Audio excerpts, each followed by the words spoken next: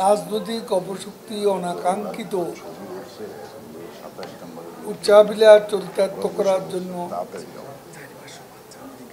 সন্ত্রাস ও নৈরাজ্য সৃষ্টি করেছে।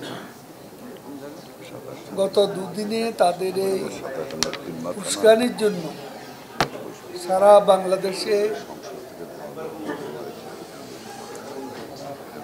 কয়েকজনকে প্রাণ দিতে হয়েছে। এর মধ্যে আমাদের পার্টিরও 3 জন কর্মী রয়েছে।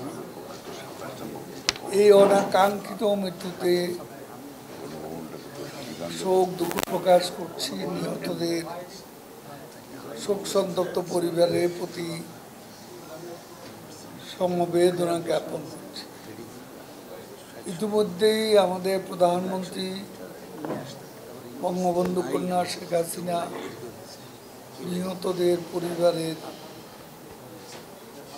জীবিকা নির্বাহে ব্যবস্থা গ্রহণের ঘোষণা দিয়েছে।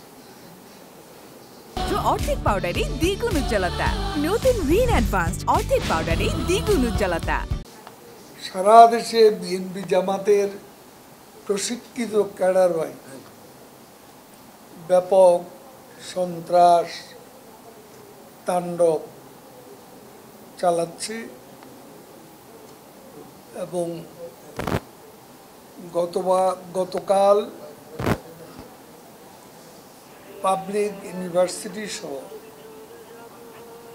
বিভিন্ন শিক্ষা প্রতিষ্ঠান, দেশের সব শিক্ষা প্রতিষ্ঠান বন্ধ করে দেওয়ার পর আজ থেকে দেখা যাচ্ছে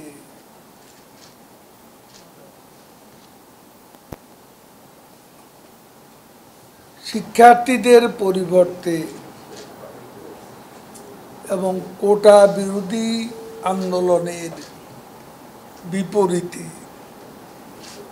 এখন বিএনপি জামাত তাদের পুরনো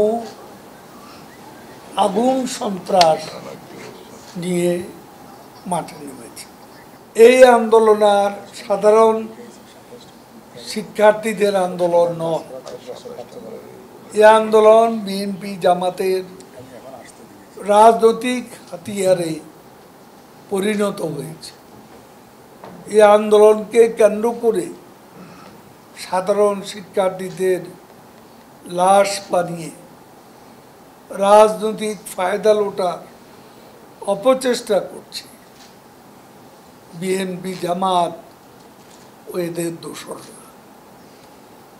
এই প্রেক্ষাপটে সাধারণ শিক্ষার্থীদের জীবনের নিরাপত্তা বিধানের লক্ষ্যে কোনো মায়ের বুক যাতে খালি না সে লক্ষ্যে শিক্ষা প্রতিষ্ঠানে অস্থিরতা নিরসনে শিক্ষা প্রতিষ্ঠানগুলো বন্ধ ঘোষণা করা।